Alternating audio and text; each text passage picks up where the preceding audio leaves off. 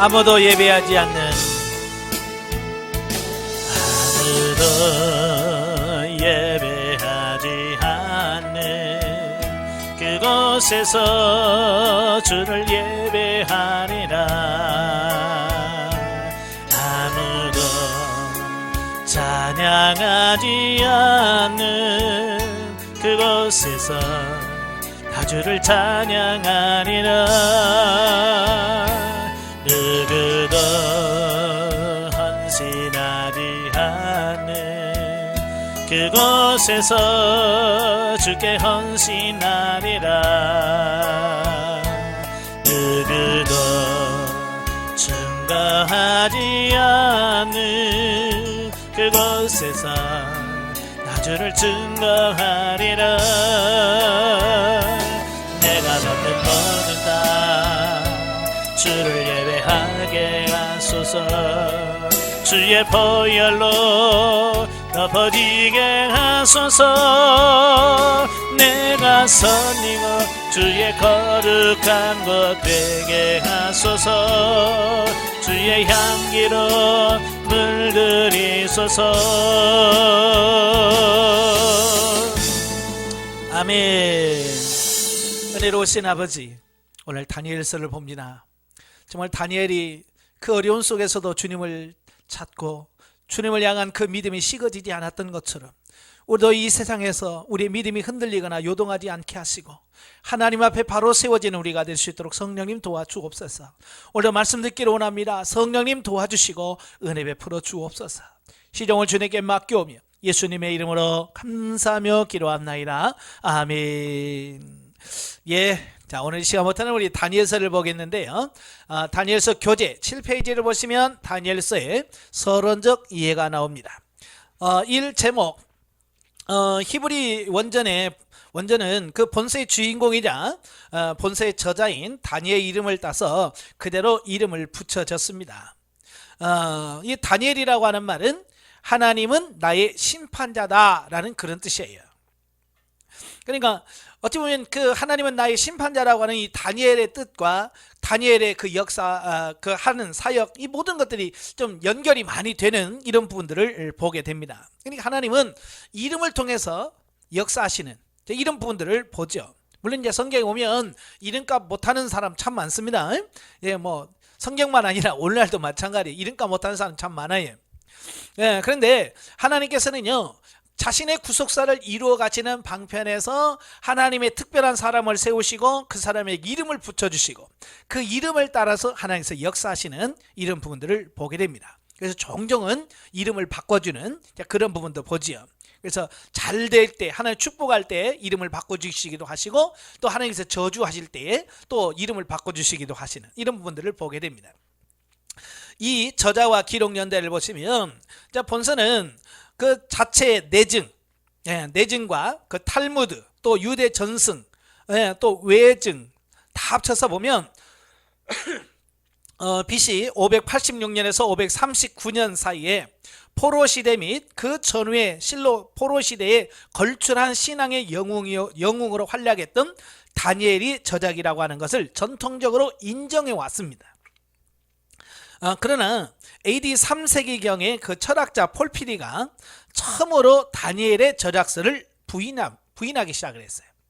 그러다가 17세기경 스피노자, 마이놀트, 스트라이크, 아이히흔 등 이런 자유주의 신학 진영들의 학자들이 다니엘이 기록한 것 같지 않다라고 주장을 합니다. 자, 그래서 왜 그럴까? 이들은 BC 2세기경 헬라 제국의 수리아 지역의 통치자인 안티오코스 에피파네스의 그 대박해를 체험한 익명의 저자가 본서를 기록하였거나 아니면 각 단편 기록들이 오랜 전승을 거치면서 여러 사람에 의해서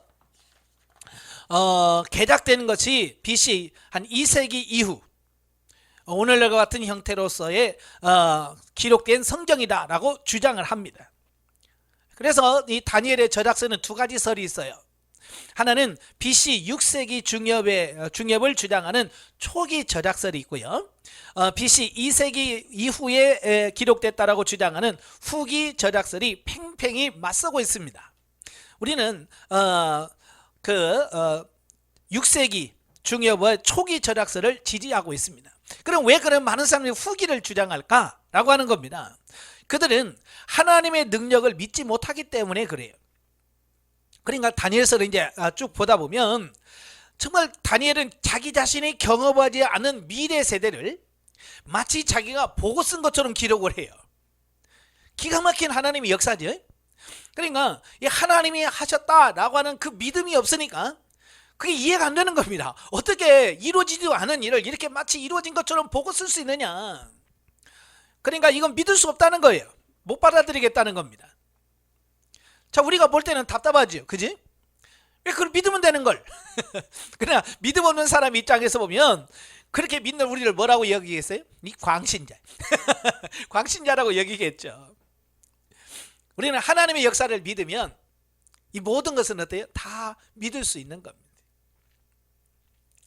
자, 그러나 이 본서에 등장하는 바벨론 제국, 메대와 바사의 과도 제국 및 바사 제국 초기의 인물, 사건, 관습에 대해서 정확하고도 세밀한 묘사가 다니엘서 전편에서 발견되는 바, 이는 결코 후대 작가의 상상력만으로는 불가능하다는 정황적 증거와 결정적으로 우리 주 예수 그리스도께서 지상에 계시는 동안에 다니엘이 이 책을 기록했다라고 증언하고 있다는 겁니다. 그래서 저자는 다니엘이 분명하고요. 그래서 이 본서의 저작 연대를 보면 다니엘이 가장 마지막으로 받은 묵시가 소위 히데겔 강가의 묵시인데요. 그게 이제 10장과 12장입니다. 이것이 주어진 시기가 BC 536년경으로 명시되어 있습니다. 자, 그래서 본서의 기록 시기는 BC 536년에서 그의 사망 연대인 BC 530년 사이로 추정될 수 있다라고 하는 거예요. 자, 기록 동기와 배경. 다니엘서는요, 역사서로도 매우 중요합니다. 이 글은요, 이스라엘 역사서들과 신약 성경을 연결해주고 또 신약 성경 이외에는 어디서도 기록되어 있지 않은 바벨론 70년 동안의 이스라엘 역사를 기록해주고 있습니다. 또한 다니엘서는요, 이방인의 때에 관한 역사를 보여주고 있고 또 메시아가 오실 때까지 팔레스틴과 이스라엘을 점령하고 다스릴 제국들의 과거와 미래를 알려주고 있더라라고 하는 겁니다. 그래서 다니엘서는 그때 당시의 역사를 기록한 역사서이지만 또 미래를 예언한 예언서이기도 합니다. 그러다 보니까 역사적으로도 매우 중요한 책입니다. 그리고 또 이 다니엘서를 읽다 보면 내가 지금 성경을 읽고 있는 거야, 세계사를 보고 있는 거야 라고 할 만큼 굉장히 폭넓은 이런 부분들을 보게 되어집니다. 자, 아수르의 수도 니네에는요, 바벨론과 그 메대의 침략이 있기 전인 주전 612년에 함락이 됩니다. 그 아수르 바니팔의 지도 아래에 있던 그 아수르의 인들은요, 바벨론 사람들에 의해 피해서 하란으로 도망갑니다. 그래서 하란으로 피해 있으면서 그들이 아수르 전역의 통치권을 주장하고 있는 겁니다. 그때 바벨론 왕인 나보폴라살이 주전 611년에 하란에 있는 아수르 군대를 공격합니다. 그리고 다음해인 610년에 메대와 동맹한 바벨론은 하란에 있는 아수르를 공격했고요. 아수르는 하란을 바벨론에 넘겨주고 유브라데 강을 건너서 도망가게 됩니다. 자, 이때가 주전 609년인데요. 망해가는 아수르인들이 그 애굽 바로 왕에게 도움을 요청합니다. 우리를 도와달라고 요청을 합니다. 그때 애굽 왕이었던 바로 느고 2세가 군대를 동원해서 아수르를 돕기 위해서 가고 있습니다. 이때 유다 왕이 누구냐면 요시야 왕이에요. 요시야 입장에서는 아수르가 다시 살아나면 안 되죠. 왜냐하면 지금까지 유다의 적국이었고 적대국이었고 원수의 나라였거든요. 그러니까 그 나라가 망해야 돼. 그런데 애굽에 가서 도와주면 안 되죠. 또 한참 성장해가는 바벨론 왕에게 호의도 좀 받을 겸 뭐 여러 가지 정치적인 이런 목적이 있겠죠. 그래서 요시야 왕이 애굽 군대가 아수르와 합류하지 못하도록 무기또라고 하는 곳에서 이집트와 싸웁니다. 이때 좀 승리했으면 역사가 달라졌겠지만 불행하게도 요시야 왕이 그 전쟁에서 전사를 하고 말아요. 네. 그래서 남유다를 치고 올라간 그 애굽 왕이 바벨론과 싸우죠. 그러나 그 전쟁에서 역시 패하고 맙니다. 그 전쟁이 바로 유명한 갈그미스 전투다라고 이렇게 볼 수 있습니다. 그래서 주전 605년에 바벨론 왕 느부갓네살은요 그의 군대를 이끌고 애굽 군대와 길가메시에서 싸웠으나 갈그미스 또는 길가메스 뭐 책에 따라서 약간 명칭이 다른데요. 똑같은 곳입니다. 바로 애굽이 패배했고요. 길가메시는 바벨론 군대에 의해서 그의 5월에서 6월 사이에 파괴되고 맙니다. 느부갓네살은요 계속 전투를 하면서 그 영토를 시리아와 팔레스틴 지역으로 확장해 갑니다. 느부갓네살은요 그의 부친이었던 나보폴라살의 사망 소식을 듣습니다. 그래서 그가 왕이 되죠. 느부갓네살이 그의 아버지를 대신해서 바벨론의 왕이 되고 그의 605년 9월에 예루살렘을 공격해서 함락을 시키게 됩니다. 이때가 이제 처음 이스라엘이 이제 바벨론으로 1차 포로로 끌려가는 시기죠. 이때에 다니엘과 그의 세 친구들이 바벨론으로 끌려가게 되죠. 그들은 이제 귀족 출신이거든요. 그럼 왜 귀족들을 붙들어 가냐면 귀족들은 이제 국가의 정책들을 정하는 사람들이잖아요. 그러니까 그들의 아들이 포로로 끌려갔으니 그죠? 함부로 대항하겠어요? 왜? 자기 아들이 죽을 수 있으니까.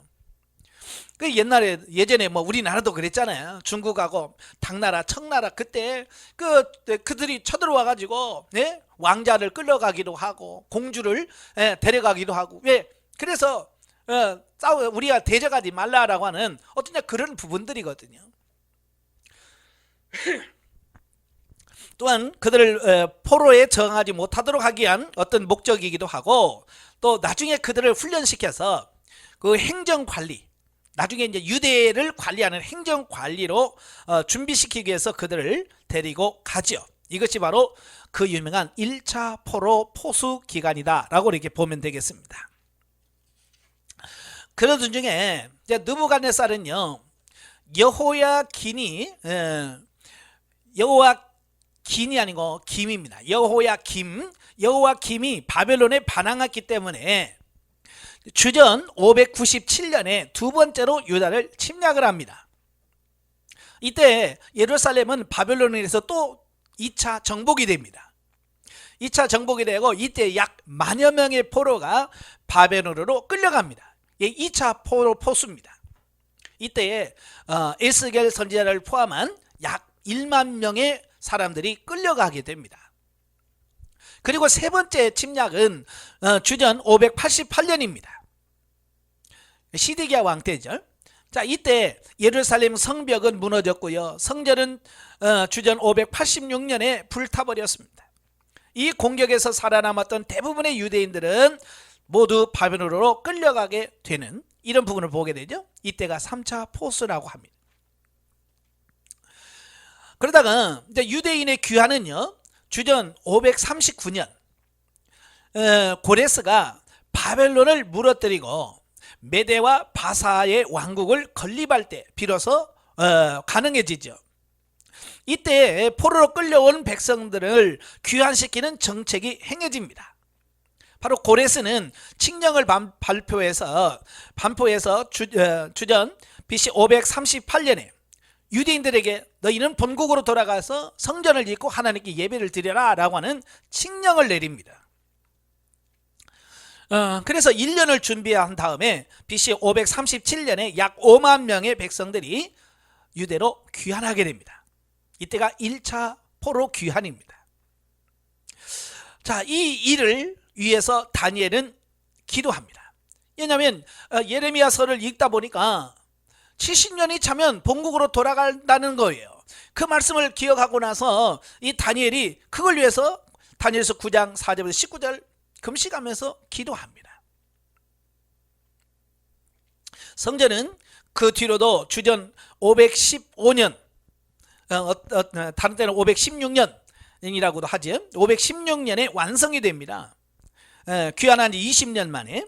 그래서 예루살렘이 처음 정복한 때로부터 유대인들이 돌아와서 성전 기초를 건축할 때까지 거의 70년이 걸린 거예요. 그러니까 1차 포로 끌려갈 때부터 70년이고요.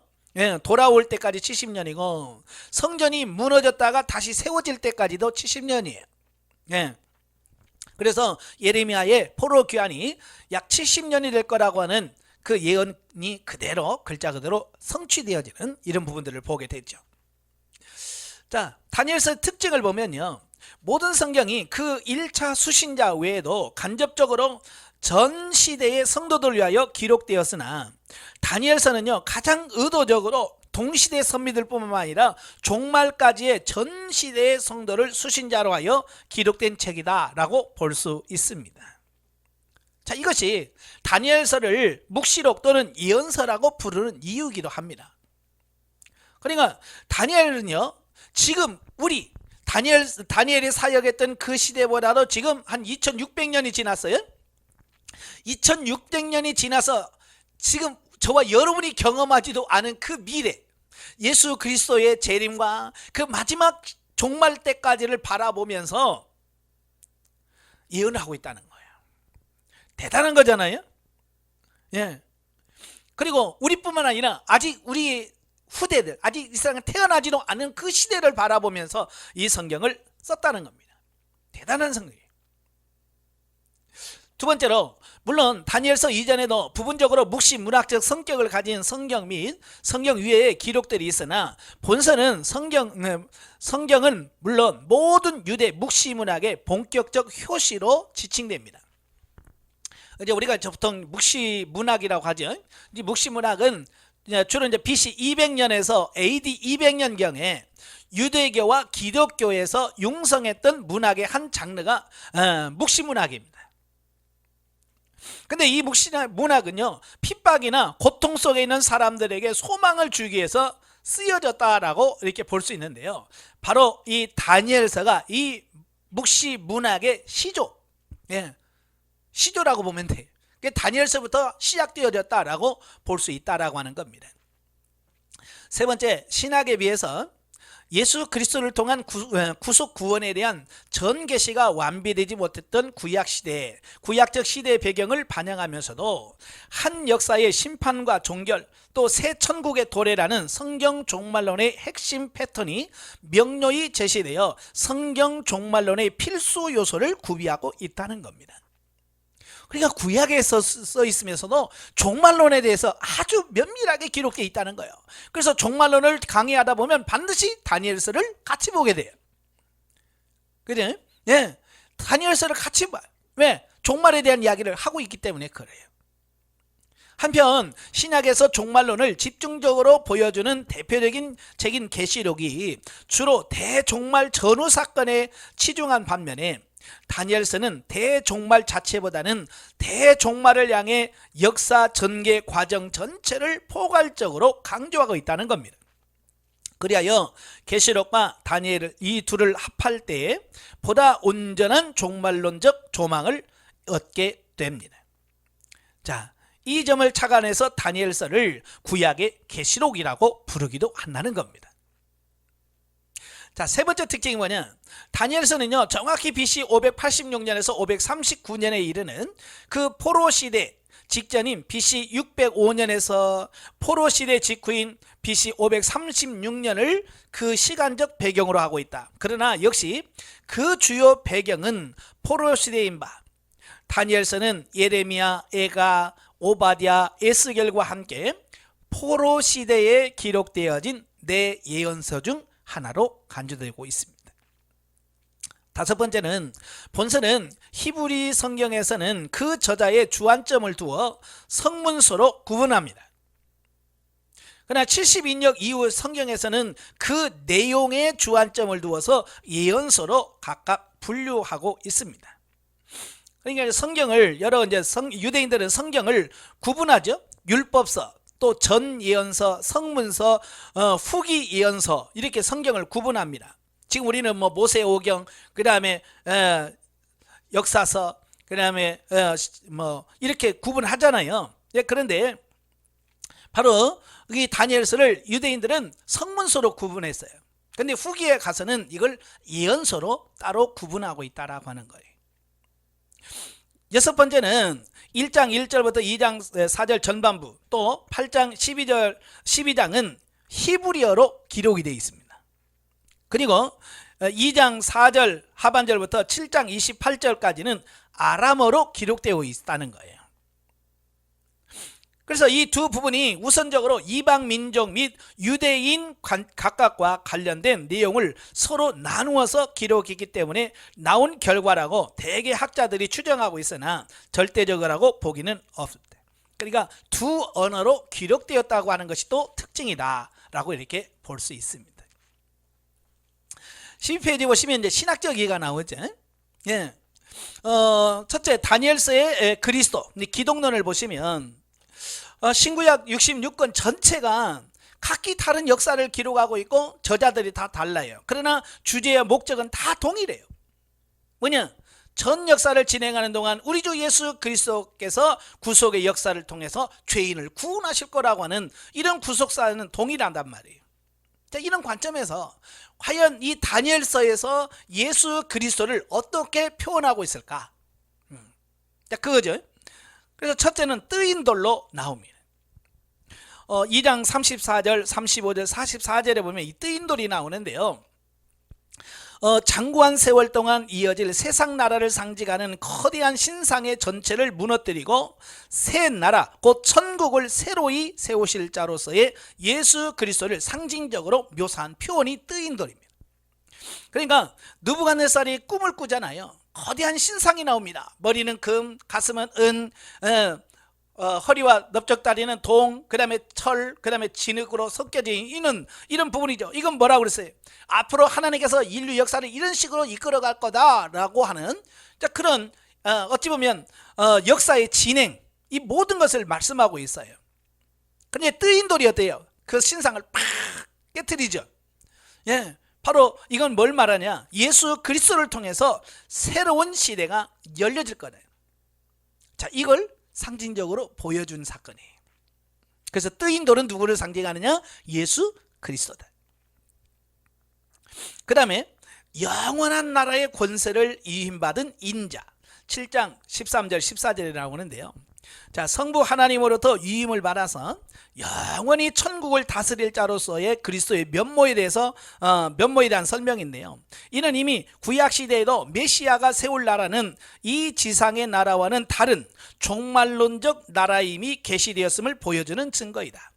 그럼에도 불구하고 구약의 일부 내용만을 민족주의적이고도 인본주의적인 관점에서 곡해하여 메시아가 자신들 민족을 이 땅의 지배자 민족으로 만들어주는 세속적 구원을 줄 것이라고 착각한 유대교 지도자들이 참 메시아로 오사 천국 구원을 선포하셨던 예수를 거짓 메시아로 몰아 마침내 십자가 구속순환의 직접적 원인을 제공하는 것은 주지의 사실이다.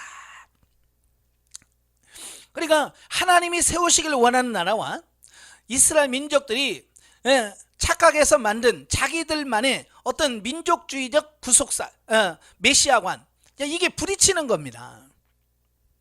예, 이스라엘은 자꾸 자기 혈통 중심적인, 자기 이스라엘 민족 중심적인 이런 나라를 건설할 것을 말씀하고 있어요.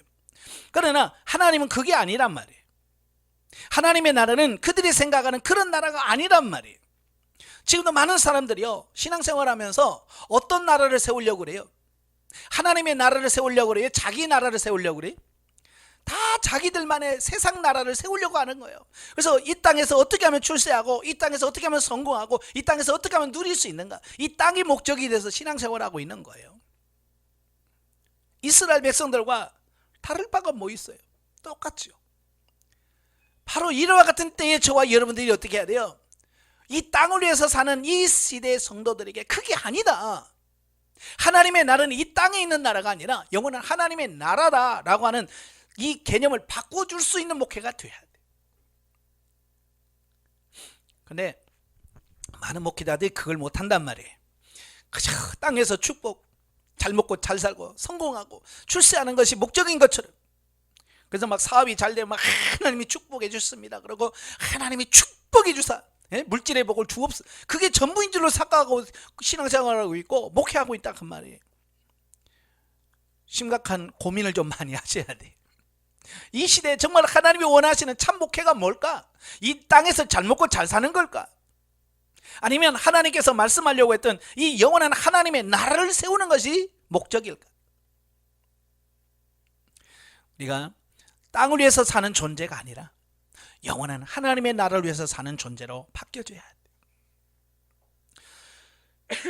세 번째, 끊쳐질 운명의 기름 부음 받은 자, 9장 26절이죠. 그래서 기름 부음 받은 자, 곧 메시아로 초림하여 오사 사역하다가 구속 순환을 당하신 후 일단 승천하여 하늘에 오르사 다시 재림하여 오실 때까지 이 세상을 떠나실 자로서의 예수의 면모를 보여주는 예언이다 라고 이렇게 볼 수 있습니다. 그러니까 다니엘은요, 이 예수 그리스도 통해서 이루어질 그 구원을 미리 다 이렇게 보고 기록한 것처럼 잘 기록을 하고 있어요. 대단한 거예요. 제가 늘 성경을 보면서 정말 그게 사모하는 게 그런 거예요. 우리는 그렇게 왜 근시안적인, 우리 지금 이 시대에도 하나님이 어떻게 인도하시는지를 못 보고 그잖아요.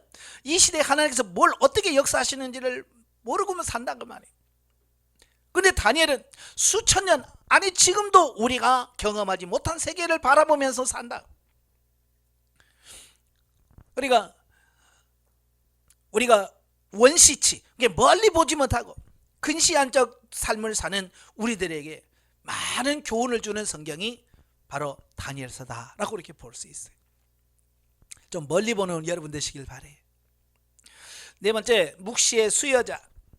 인자는 하나님의 사자와 함께 신약시대에 이르러 제2위 성자 하나님으로서 이 땅에 성육신하여 오사 구속사역을 감당하신 예수 그리스도의 가장 대표적인 구약적 현현 양식이다. 예수님께서 이 땅에서 인자라는 말을 참 많이 쓰셨죠. 근데 그 인자라는 표현이 어디서 나오냐? 바로 다니엘서에서 나온다 그 말이에요. 이제 이런 인자가 다니엘서에서 묵시의 궁극적 수여자로 직접 등장하는 것은 다니엘이 보도하고 있다는 거예요.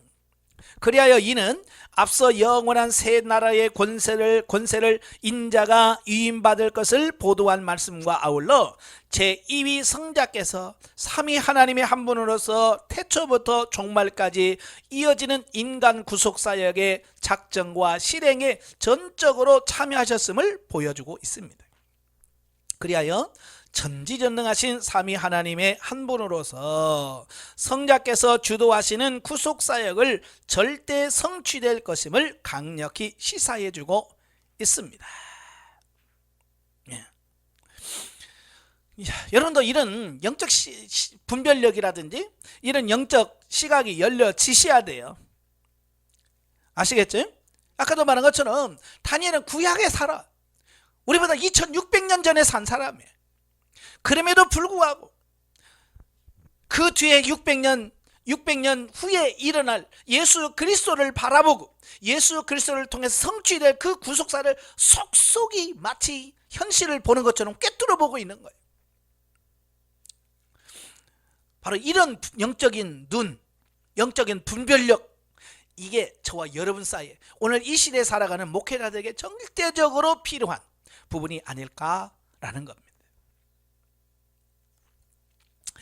자, 다니엘서의 주제들을 보겠습니다. 다니엘서에 여러 가지 주제들이 나오는데요. 첫째는 본서는 다니엘의 일평생을 두고 세 제국을 거치면서도 부동의 정치적 지위와 명망을 누림으로써 여호와의 영광과 선민의 기상을 만방에 떨쳤던 사실 등 다니엘의 파란만장한 생애의 역동적 사건들이 제시되고 있습니다.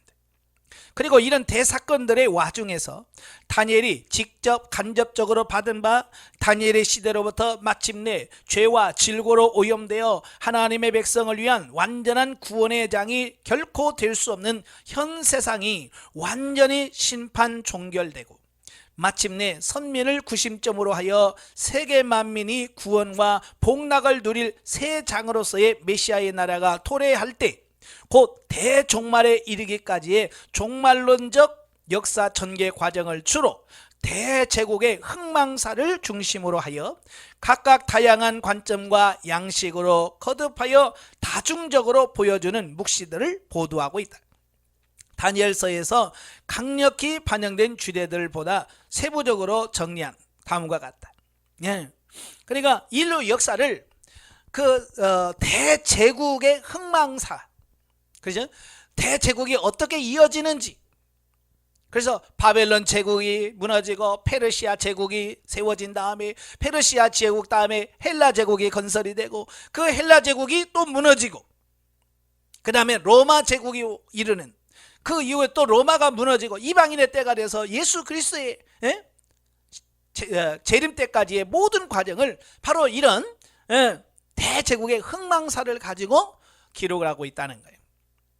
여기서 첫째, 역사의 이면에는 절대 초월자요 창조자로서 전 역사에 대한 주권을 가지고 이를 홀로 경륜하시는 여호와 하나님이 존재하시는 것을 보게 됩니다.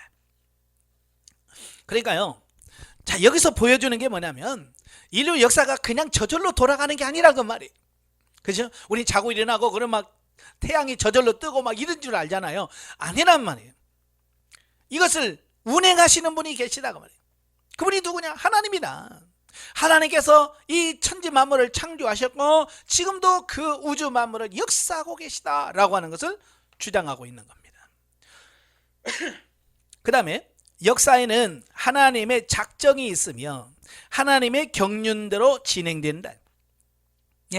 그러니까 역사가 그냥 물 흐르듯이 그냥 가다 보면 어떻게 되어지는 게 아니고 하나님께서 이미 이 모든 역사를 작정하셨고 하나님께서 작정하신 그 뜻의 경륜에 따라서 이 역사가 진행되어지더라라고 하는 겁니다.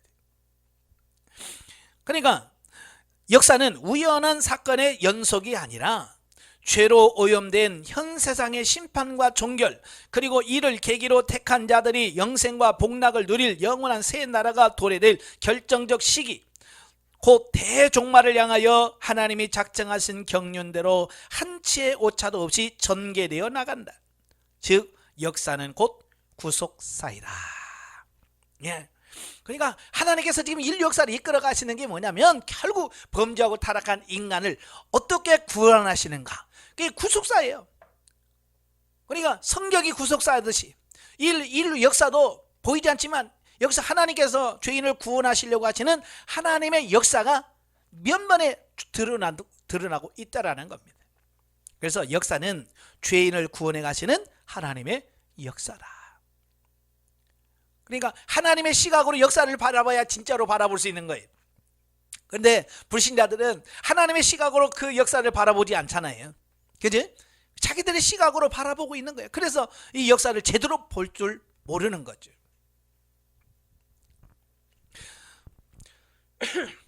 네 번째, 여호와의 신앙은 그 언제나 완전한 승리와 영원한 영광을 보장한다는 겁니다. 다니엘과 그의 신앙 동지들이 여호와 신앙으로 위기에 처해야 했으나 그 모든 위기가 언제나 여호와의 최종 계획과 강력한 구원 행동으로 더욱더 큰 승리와 영광을 얻는 도약의 기회로 반전된 사실은 여호와 신앙을 가진 자들은 끝내 천국 승리와 영생에 동참케 될 사실을 예표하고 있다라는 겁니다. 그러니까 이 다니엘과 그 세 친구들을 보면 죽음의 위기까지 가잖아요. 그지?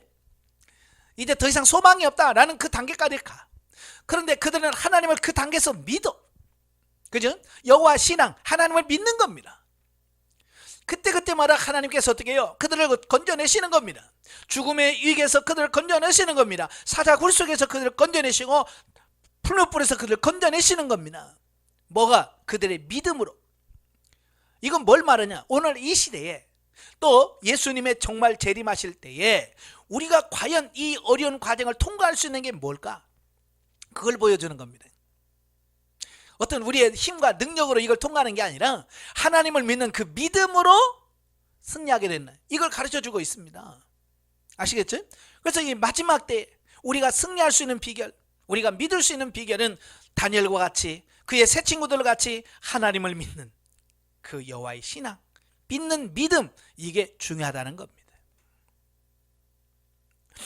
다섯 번째, 선민지위는 영원하다라는 겁니다. 자, 이스라엘은 끝없이 패여가다 징계를 당하여 이방 대제국의 포로가 되었습니다. 그러나 하나님이 끝내 그들을 버리시거나 저주하는 것은 아니었습니다. 하나님은 이미 포로 시대 이전에도 포로 귀환의 약속을 일방적으로 주시며 회개를 촉구해 오셨고요, 본서가 보여주듯이 포로 생활 중에서도 극소수나마 한 여호와 신앙을 간직한 소위 남은 자들을 통하여 강력한 구원 행동을 계속해 주셨다라는 겁니다. 그러다가 마침내 이스라엘을 포로 생활로부터 놓여나 본토로 돌아가 회복되도록 하셨다. 그리고 그들을 통하여 마침내 태초부터 약속된 우리 주 예수 그리스도가 나게 하사 구속사의 맥이 신약으로 확장되게 해주셨던 것이다. 이처럼 구약 이스라엘의 민족적 주의였던 선민주의의 불변성은 신약 우리 성도 개인 각자의 구원받은 자로서의 주의가 불변함을 예표하고 있다라고 하는 겁니다. 예, 그러니까 한번 택한 백성은 하나님은 절대 실어버리지 않는다는 겁니다. 아시겠죠? 하나님 저와 여러분을 선택하셨어요. 너는 내 백성이나 내 거다 라고 하나님이 하시면 그 하나님의 언약이나 그 주의는 영원히 불변하더라는 사실입니다. 구약에서는 이 선민의 주의는 혈통적이었어요. 그죠? 그 아브라함을 통해서 아브라함의 피를 이어받은 그들이 하나님의 백성이 되었고요, 그 하나님의 선민이었습니다. 그러나 예수님 오셔서부터는 이게 바뀌어지는 겁니다. 이제는 혈통적 유대인이 아니며 이면적 유대인이 진짜 유대인이. 이면적이라고 하는 게 뭐예요? 영적, 예수 그리스도를 믿고 거듭난 자만이 하나님의 백성이 되고 하나님의 선민이 되어지더라 라고 하는 것을 보게 됩니다. 그래서 하나님의 구속 역사는 누구를 통해서 이루어지느냐? 하나님의 선택된 백성을 통해서 이루어져. 오늘 이 시대에도 하나님께서 선택된 하나님의 백성, 저와 여러분을 통해서 하나님의 구속사가 계속해서 전개되어진다는 것을 여러분 기억하시기를 바라요. 그래서 우리가 잘 준비가 되어져서 하나님께서 그 뜻을 이루고자 하실 때에 우리를 통해서 하나님의 뜻이 이루어져 가도록 우리가 준비되어져야 돼요. 아시겠죠? 우리가 준비되지 않으면 하나님께서 우리를 쓰려고 해도 준비되지 않으면 우리를 쓸 수가 없는 거예요. 그래서 이 영성훈련은 하나님이 나중에 우리를 쓰실 때 우리가 그 하나님의 쓰심에 합당한 도구로 쓰여지기 위한 준비 과정인 거예요. 그래서 이 과정을 잘 통과하셔야 돼요. 실로 하나님은요, 당신과 언약을 맺은 인간을 불성실하여 당신을 버릴지언정 하나님은 신실하사 당신과 언약한 자를 끝까지 지켜주신다. 그러니까 우리가 하나님을 버렸으면 버렸지, 하나님은 결코 우리를 버리거나 버리지 않으신다는 것을 꼭 기억하시길 바래요. 근데 우리는 어려울 때 되면 꼭 뭐라고 그래요? 하나님 나를 버리셨습니까? 그러잖아요. 하나님은 절대로 여러분 버리지 않습니다. 내가 버렸다. 내가 하나님을 버릴지언정 하나님은 나를 버리지 않는. 여섯 번째, 기도는 축복의 결정적 통로이다. 포로 시대에 그것도 당장 세계를 제패하고 있다는 자긍심에 젖어서 다신교 사상의 오류를 오히려 절대 진리로 착각하고 있던 자들의 최고 권부인 대제국의 황실 한가운데조차도 여호와 절대 신앙을 사수함으로써 때로 일시적으로 시련을 당했으나 궁극적으로는 여호와의 영광을 떨쳤음은 물론 그 자신도 최고의 영예와 지위를 누린 다니엘 등은 무엇보다 기도의 사람이었다라는 겁니다. 다니엘은요, 때로는 죽음의 위협도 불사한 또 때로는 전 민족을 위한 애끓는 기도 중에 궁극적 승리를 얻었고, 또한 세계사 전개에 대한 놀라운 묵시를 받았다. 실로 기도는 어떤 상황도 초극한 축복의 가장 결정적인 통로다라는 사실입니다. 예. 그래서 다니엘이 기도의 사람이었기 때문에 이 모든 것을 누릴 수 있었고 이런 것을 받을 수 있었다는 겁니다. 이 말은 결국 오늘 우리도 저와 여러분들이 기도하지 아니하면 이런 은혜와 이런 복을 누릴 수 없다는 거고, 우리도 기도하면 다니엘이 누렸던 그런 영적인 은혜들과 복을 나눌 수 있다라는 사실입니다. 가끔 많은 사람들 만나서 얘기를 합니다. 얘기를 해보면 그 사람들은 꿈은 대단해요. 내가 앞으로 이렇게 하겠습니다. 막 꿈은 커. 근데 뭘 안 해? 기도는 안 해. 꿈만 가지고 되는 거 아니에요. 꿈으로 되는 게 아니에요. 기도로 이루어진단 말이에요. 아시겠죠? 그래서 제가 여러분들이 늘 기도를 강조하는 이유는 단순한 육신의 문제 해결하고 출세 성공하는 게 목적이 아니라, 오늘 다니엘처럼 하나님의 역사를 실제로 경험하고 체험하고 사람을 세워갈 수 있는 사람이 될 수 있는 비결이 뭐냐? 기도밖에 없기 때문에 그러는 거예요. 그래서 기도해야 돼. 기도해야 승리할 수 있습니다. 7번째, 신앙은 세속적 고난을 이야기하나 성도는 종말론적 구원과 승리를 대망하면서 인내해야 된다라는 겁니다. 이 말이 무슨 말이냐면, 신앙, 하나님을 믿는다는 것은요, 이 땅에서 세속적인 고난을 야기합니다. 예수님도 그랬죠. 세상이 나를 미워하기 때문에 나를 믿는 자들은 세상에서 고난을 받을 거다. 많은 핍박을 받게 될 거고 심지어 감옥에도 가고 죽을 수도 있다. 여러분, 예수님 믿는 그 신앙은 그 자체로 우리로 하여금 세속적인 고난을 야기할 수 있습니다. 많은 분들이 교회 안 나가. 왜? 힘들다는 거야. 사람들이 자기를 힘들리. 아니, 그거 당연한 거예요. 아시겠죠? 그러니까 내가 하나님을 잘 믿는다는 것은 결국 세속적 고난을 가져올 수 있습니다. 그러나 결국은 뭐예요? 이 세상에서 완전한 승리를 얻을 수 있는 유일한 비결이 내가 하나님을 믿는 믿음인 거예요. 실로 사단과 그의 악령들의 사주로 오염된 세상에서는요, 여호와 신앙을 갖는다는 것 자체가 필연적으로 모든 고난의 원인일 때가 많다. 이유 없이 그냥 교회 다닌다는 이유 때문에, 그죠? 직장에서 생활하다 보면 그래. 교회 다닌다는 이유 때문에 고난을 받아. 예, 저희 둘째 형님이 장로님이신데요. 예전에 그 장로님이신데 차를 뭘 가지고 있냐? 그레이스라고 하는 우리가 흔히 말하는 봉고차를 갖고 다녔었어요. 왜 봉고차를 그러냐면 주일날 성도들 모시고 운행해 주려고 하니까 승용차 가지고는 성도들 못 태우고 다니잖아요. 그래서 그레이스 12인승 타고 다니면 그래도 성도들 많이 태우고 교회 갈 수 있잖아요. 그래서 이 그레이스를 가지고 주일날 성도들 교회 차 운행해 주고 이걸 봉사하면서 신앙생활을 한 거예요. 그러다 보니까 이제 그 앞에다 이제 자기 교회 그 이름을 이렇게 딱 붙이잖아요.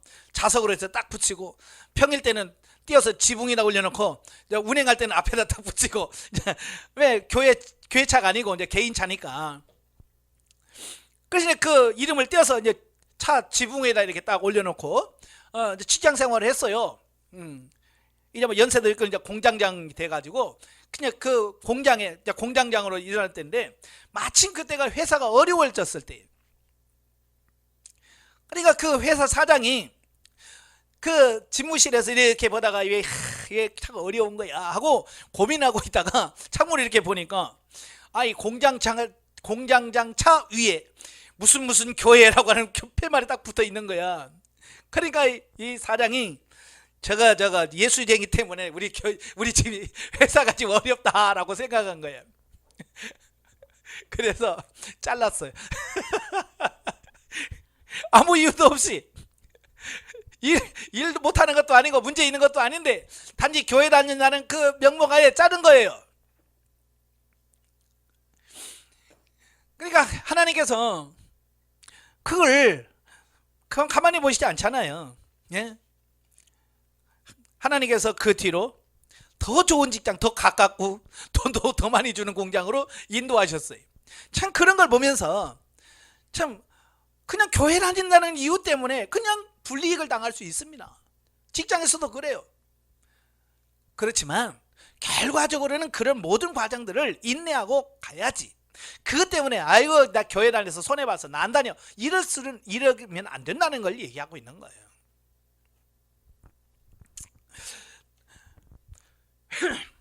이럴 때 성도는 사단이 주는 고난은 일시적이나 하나님이 주실 천국 구원과 승리는 영원할 것과 깨달아 영원할 것을 깨달아 끝까지 인내해야 된다. 이게 중요한 겁니다. 이 세상에서 받는 고난은요 기껏 해봐야 몇십 년이에요.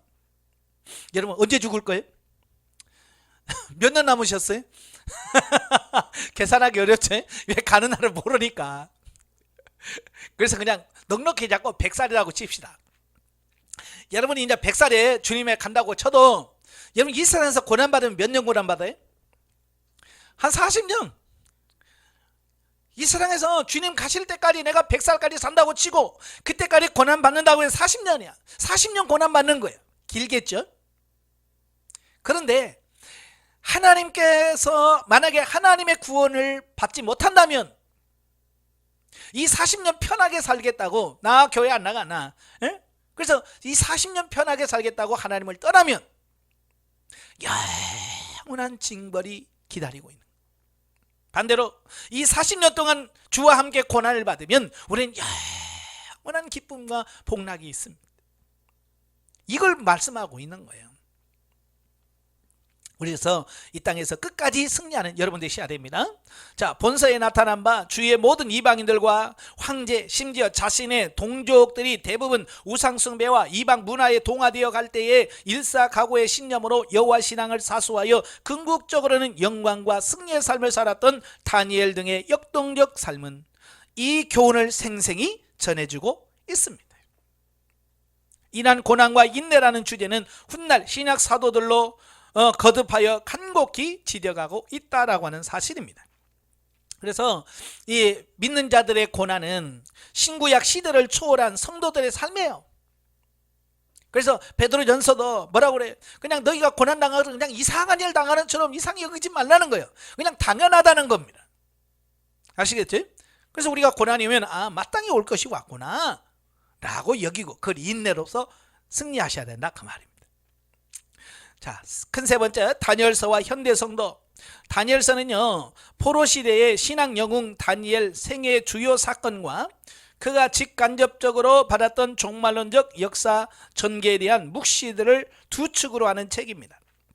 그렇다면 먼저 다신교 사상과 패권주의에 젖어서 당시 천하를 제패하고 있던 이방 대제국의 총본산인 황실 바로 가운데서 모든 종교, 정치, 문화적 유혹을 물리치고 오로지 여호와 절대 신앙의 지조를 사수함으로써 국보가 있을 뿐만 아니라 세계 만방의 여호와와 선민의 영광을 펼치는 더욱 역동적 삶을 살았던 다니엘의 생애가 현대 우리에게 던지는 도전이 무엇인가? 정말 다니엘의 삶은 쉽지 않았을 거예요. 지금 다니엘이 주로 활동 무대가 어디냐면 궁궐이에요. 황실이에요. 황실은 어디보다도 엄격하고, 그죠? 규율이 가장 강하고, 뭐 살고 죽는 것이 순간순간 이루어지는 일이잖아요. 그죠? 왜냐하면 황제의 잘못 걷는 황제의 마음을 거슬리거나 화나게 하면 목을 쳐라 그러면 죽는 거잖아요. 그죠? 그 상황 속에서도 다니엘은 자기 믿음과 신앙을 끝까지 지켰다는 겁니다. 이게 참 어려운 거예요. 우리도 지금 보면 직장에서도 그냥 평 직원이라면 그래도 좀 괜찮아. 그죠? 그렇지만 점점 승진해서 올라가서 과장되고 부장되고 나중에 전무되고 완전 중직이잖아요. 그렇잖아요? 그럴 때 주일 성수한다는 거 쉽지 않아요. 그죠?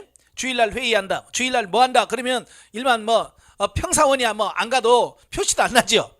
그렇지만 중직이었던 사람이 안 오면 차이가 난단 말이에요. 바로 그런 때 과연 우리가 우리의 믿음을 어떻게 지킬 수 있을까라고 하는 부분이에요. 저는 이제 군대 생활을 해봐서 압니다. 직장 생활도 해봤기 때문에 참 거기서 믿음 지킨다는 게 어려워요. 저도 고등학교 막 졸업하고 직장에 나갔어요. 뭐 직장 가봐야 교회 다니는 사람이 없어. 그러니까 회식하면 다 어디로 가요? 직장 회식한다고 하면 다 어디로 가요? 다 술집으로 가요. 그렇다고 해서 내가 교회 다닌다고 안 갈 수도 없고, 가서 마시자는데 안 마실 수도 없고, 왜냐면 다 같이 위하여 해야 되는데 안 할 수도 없고. 참 그때 저 난감하고 고민 많이 했습니다. 처음에는 나도 이제 뭐 그런 믿음이 없으니까 가서 따라줘야 되죠. 왜냐면 초년생인데 뭐 그잖아요. 가서 뭐 위하여 해야 되고 또 마셔야 되고 막 하다 보니까 어느새 나도 거기에 흐름에 흘러가고 있더라고요. 그러다가 이건 아니구나, 이건 아니나 딱 하고 안 하겠습니다 딱 하니까 그때부터 이제 이놈 새끼 네가 무슨 뭐 야 인마 내가 내 친구가 장로인데 인마 개도 먹더라 막 그러면서 얼마나 미혹들이 많은지. 네가 장로냐 그러면서 네가 목사냐 그러면서 이제 20살밖에 안 된 저런 걸 막 과장 부장부터 막 해가지고 막 쪼아대니까요. 야 정말 거기서 그 신앙 지키기 어렵더라고요.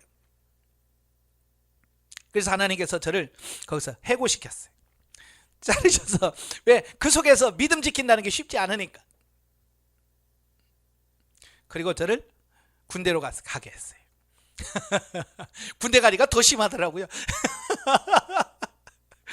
군대 가니까 더 심해. 교회 간다고 그랬더니 막 주먹이 여기저기서 날라와. 발이 어디서 날라온지도 몰라. 막 그냥 막 진짜 대낮에 별이 빛났다니까. 교회 간다는 그 한마디. 중대원이 한 120명 되는데 교회 갈 사람 손들어 그러니까 저만 들어.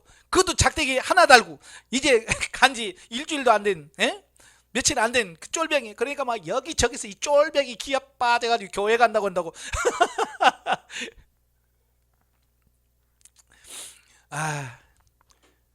참 거기서 자기 신앙을 지킨다는 게 쉽지 않더라고요.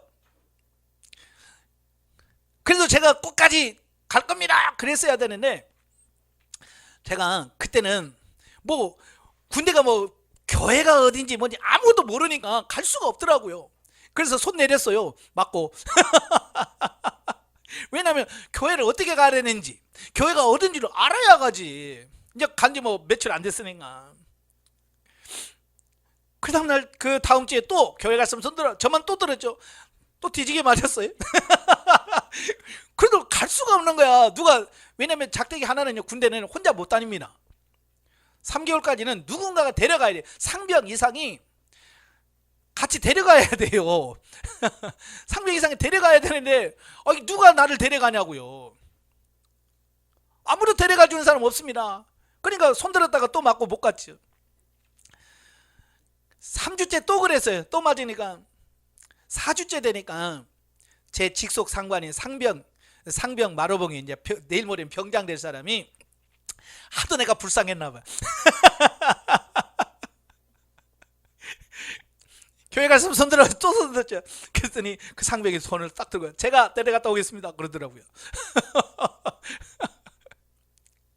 그래서 한 달 만에 제가 교회를 갔어요.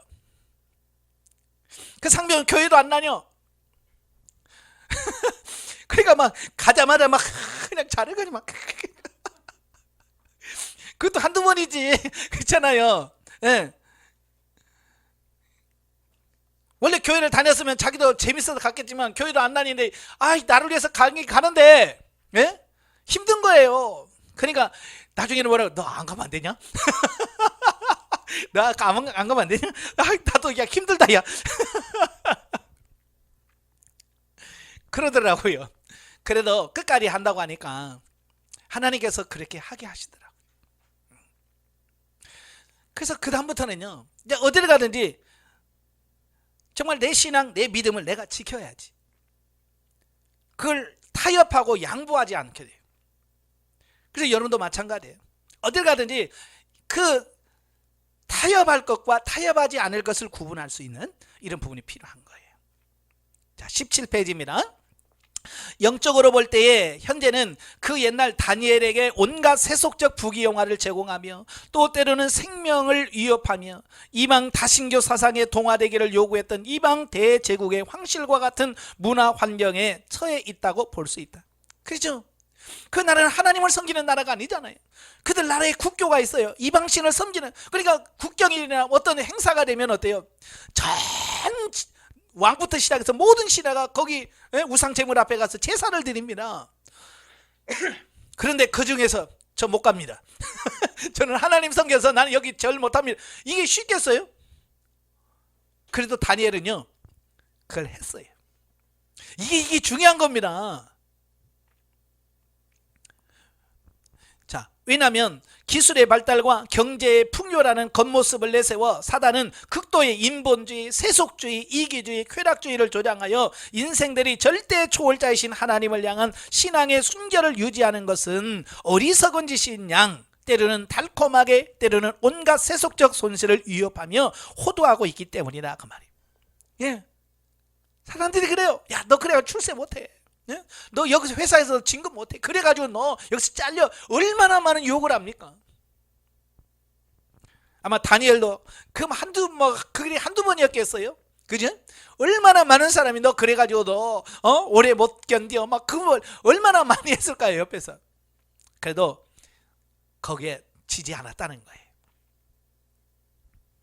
따라서 이와 같은 신앙적 위기를 조장하고 있는 현대 문명 앞에서 과거 대제국의 최고 대신으로서의 모든 정치적 지위와 영화는 물론 생명의 위협에도 감수하는 실로 일사각오의 정신으로 여호와 절대신앙의 순결을 사수함으로 세속적으로는 물론 천 구속사에 대한 원대한 묵시를 선민을 대표하여 수여받은 축복을 누렸던 다니엘의 생애는 현대 성도들에게 다시금 오직 여호와 절대신앙만이 절대 구원의 유일한 길임을 웅변하고 있다. 그러니까 오늘 이 시대에 바로 다니엘의 그런 일사각오의 신앙과 믿음을 본받아야 되겠다라는 겁니다.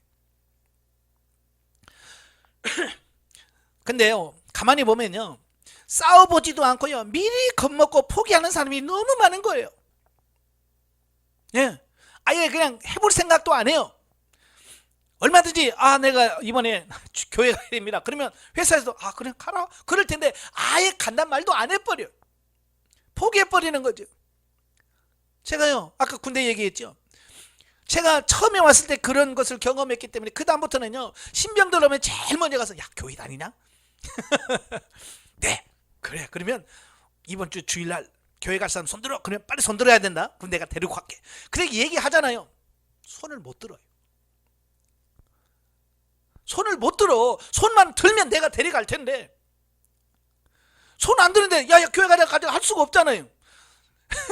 손만 들면 제가 가겠습니다 이렇게 딱딱딱 해서 데려갈 텐데 손을 안 들어요. 왜? 맞을까봐. 아예 그냥 내가 그렇게 너 손만 들어 그럼 내가 데려갈게 라고 해도 이 손을 못 드는 거예요. 참 그런 걸 보면서 사람들 앞에서 내 신앙과 내 믿음을 한다는 거 이게 참 어렵더라고요. 한편 다니엘의 때로부터 대종말에 이르기까지의 종말론적 역사 전개 과정을 통하여 거듭하며 다중적으로 보여지는 다니엘서의 묵시들은 이제 그 묵시들의 예언한 내용의 절반쯤은 이미 성취되었고 그 나머지의 성취를 대망하고 있는 중간 지점인 예수의 초림과 재림사에 서 있던 현대 성도들에게 그 어떤 세부적 교훈 이전에 구속사적 역사관 또는 구속사적 비전 자체의 진정성과 그에 따른 성도의 자성을 각성시키고 또 촉구하고 있다라고 하는 겁니다. 그러니까 우리는 지금 종말 예수님 그 종말 시대에 살고 있잖아요. 그죠? 종말 시대에 거의 말세 지말이라고 하잖아요. 말세 중에서 거의 종말 부분에 와 있습니다. 바로 이와 같은 때에 이 다니엘서를 읽고 다니엘서이 다니엘이 이렇게 승리했구나. 우리도 이렇게 해야 되겠구나 라고 하는 신앙의 결단이 필요하다 그 말이에요. 그리하여 실로 눈에 보이는 역사의 모습이 아무리 거대하고 또 산만해 보일지라도 그 이면에 하나님의 굳건한 손길이 있다는 것, 예수 그리스도의 구속 사역을 통한 신구약 선민을 위한 구원의 종말론적 실현이라는 하나님의 뜻과 언약에 따라 역사의 각 단계는 이미 작정되었고 또 그대로 종말로 향하여 전개해 나가는 과정에 불과하다는 것, 태초의 범죄로 이미 죄와 질고로 오염된 현 역사 안에는 결코 인생이 꿈꾸는 완전한 행복이 불가능하다는 것, 그리고 하나님의 공의와 사랑이 조화에 의하여 이와 같은 현 역사는 심판 종결될 것이나 그것은 단순한 파멸과 종말이 아니라 오히려 영생과 지복이 실현될 새 나라의 도래의 원점이기도 하다는 것. 따라서 성도는 현 역사에는 절망할 수도 있으나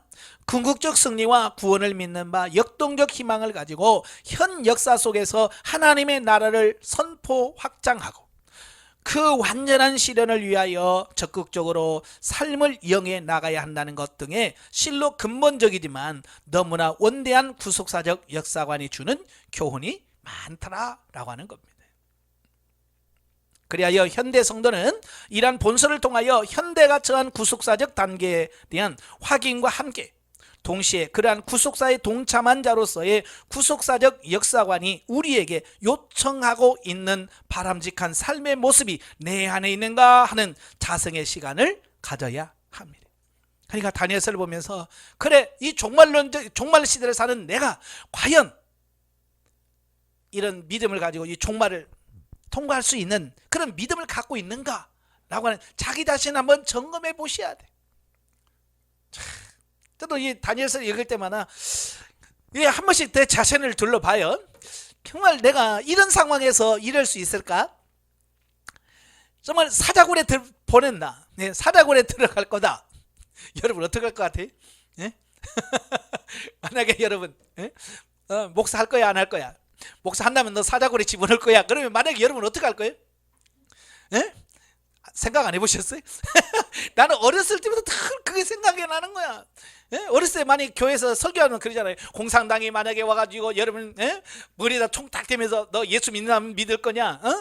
만약에 그런다고 할 때 과연 내가 난 그래도 나는 예수 믿을래요 할 건가? 나는 저 어렸을 때부터 늘 그런 설교를 들으면서 그걸 늘 고민하면서 어렸을 때는 도무지 자신이 없더라고. 아무리 이렇게 생각을 해도. 물론 지금도 100% 물론 결심은 하지만 자신은 없어요. 그렇지만 하나님이 나를 붙들어 주시고 하나님이 나와 함께 하신다면 나는 할 수 있다라고 하는 이런 확신은 가지고 있습니다. 왜 내 힘으로, 왜 나 연약한 인간의 마음으로는 불가능하거든. 난 못해요.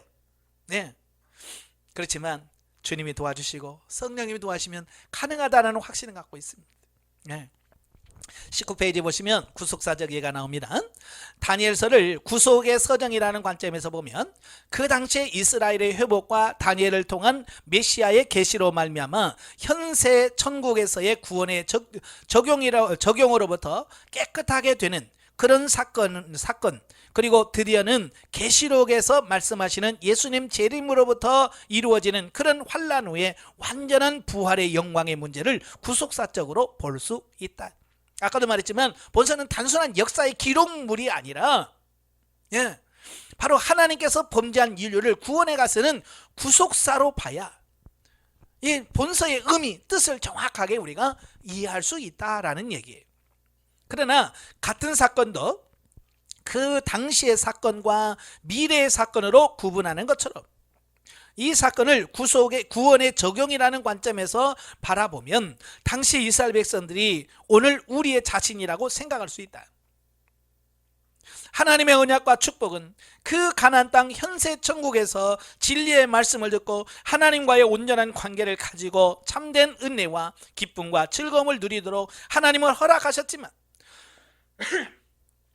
우리들이 불순종함으로 말미암아 세상의 노예가 되고 그래서 그 가운데서 고통과 괴로움을 당하는 것으로 볼 수 있다. 하나님께서 이 땅에서 저와 여러분이 고통받으면서 괴로우면서 살기를 원하시나요? 아니에요. 하나님은요, 이스라엘 백성을 가나안 땅에 인도하셔서 그 땅에서 정말 하나님과 온전한 관계 속에서 기쁨과 행복과 평안을 누리며 살기를 원하셨어요. 그런데 어때요? 이스라엘 백성들이 스스로 범죄하여 하나님을 떠난 것처럼 오늘 우리도 마찬가지잖아요.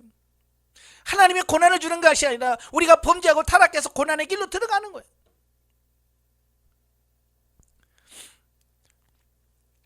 그러나 그 가운데서 돌이켜 회개하고 하나님의 말씀에 순종하고 복종하면 하나님이 불 가운데서 건져주신다는 사실을 우리는 본서를 통해서 알 수 있다. 회개하면 하나님께서 우리를 다시 회복시켜 주시고 구원시켜 주신다는 사실을 여기서 마련해 오신 거예요. 그러니까 혹시라도 우리가 실수하고 범죄하고 하나님과 멀어졌다 할지라도 우리가 낙심하고 포기하지 말고 회개하고 하나님께로 돌아오는 것이 가장 현명한 방법이다라고 하는 것을 가르쳐주고 있는 거죠. 자, 20페이지 보시면 영적 이해입니다.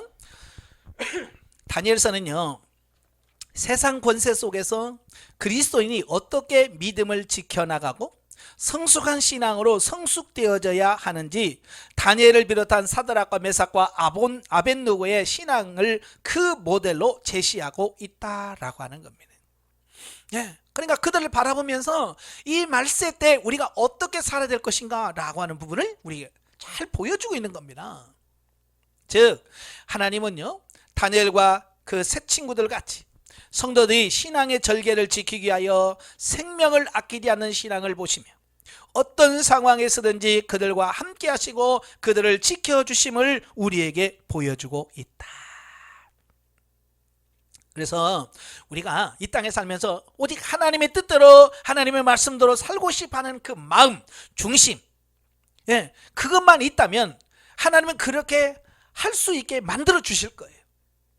문제는 뭐냐? 그렇게 할 마음이 없다는 거예요. 그렇게 살려는 의지가 없다는 거예요. 오늘 우리도 마찬가지예요. 내가 영 중심으로 살려고 노력하고 있으면 하나님께서 살 수 있도록 만들어 주실 터인데 문제는 그렇게 하려고 하는 사람이 없다는 겁니다. 오늘날도 마찬가지예요. 우리가 기도만 하려고 하면 하나님 기도할 수 있는 환경 주셔. 기도할 수 있는 능력 주셔. 근데 문제는 뭐냐? 기도할 마음이 없다는 거예요. 마음. 아시겠죠? 그래서 저와 여러분이 먼저 마음을 드리고 의지를 드리는 것이 중요한 겁니다. 하려고만 하면요, 어떻게든지 길을 열어주셔. 할 마음이 없기 때문에 안 보이는 거예요. 우리가 느끼는 은사적인 경험은 자주 우리가 주체가 되기 때문에 육신의 욕망을 위한 실용주의적인 한계를 극복하기 어렵다. 우리에게 체험되어지는 이적과 기사는 하나님께서 믿음이 적은 우리에게 믿음을 심어주기 위해서 주시는 것이다. 체험과 경험은 성령의 인도에 따라 모든 삶을 살도록 하나님께서 도와주시는 것이며 진리적인 깊은 단계로 들어가도록 하시는 것이다. 따라서 우리는 영분별 은사를 통해서 그것이 하나님께 속한 것인지 아닌지 분별할 수 있어야 한다라는 겁니다. 오늘날도 많은 사람들이 은사를 가지고 은사를 추구하면서 은사를 목적으로 살아갑니다. 여러분, 절대 은사는 우리가 추구하는 목적이 되면 안 돼. 아시겠죠? 경험도 그래요. 경험은 우리가 하나님을 향하고 믿음 생활하는 과정 속에서 나의 사고와 가치관을 바꿔주시려고 하나님께서 경험하게 하시는 것이지 그 경험 자체가 목적이 아니에요. 근데 많은 분들은요, 한번 경험하면 그 경험이 목적이 돼버리는 거예요. 은사 받으면 그 은사가 목적이 돼버리는 겁니다. 아니에요. 우리는 은사가 목적이 아니라 더 깊은 진리 생명의 단계로 이끄시는 하나님의 역사라는 것을 기억하시길 바라요. 그래서 절대로 우리는 분별하셔야 돼요. 분별하지 못하면 우리는 육신에 속. 그래서 다시 우리는 육신의 욕망과 실용주의에 빠져버려요. 그래서 영적 분별을 잘 하셔서 우리가 진리 생명으로 가는 여러분 되시기를 바랍니다. 기도하겠습니다. 은혜로우신 아버지, 오늘도 귀한 말씀을 듣습니다. 이 다니엘서를 보면서 이 말씀에 우리가 어떻게 살아야 되는지 우리 자신들을 한번 살펴보게 됩니다. 자신 없는 우리를 주님 믿음을 주옵소서. 다니엘처럼 그의 세 친구들 같은 그런 믿음을 주셔서 이 험한 세상에서 승리하고 오직 주님의 나라에 들어가는 우리가 되어지게 하옵소서. 예수님의 이름으로 감사하며 기도합나이다. 아멘. 하나님께 드립니다.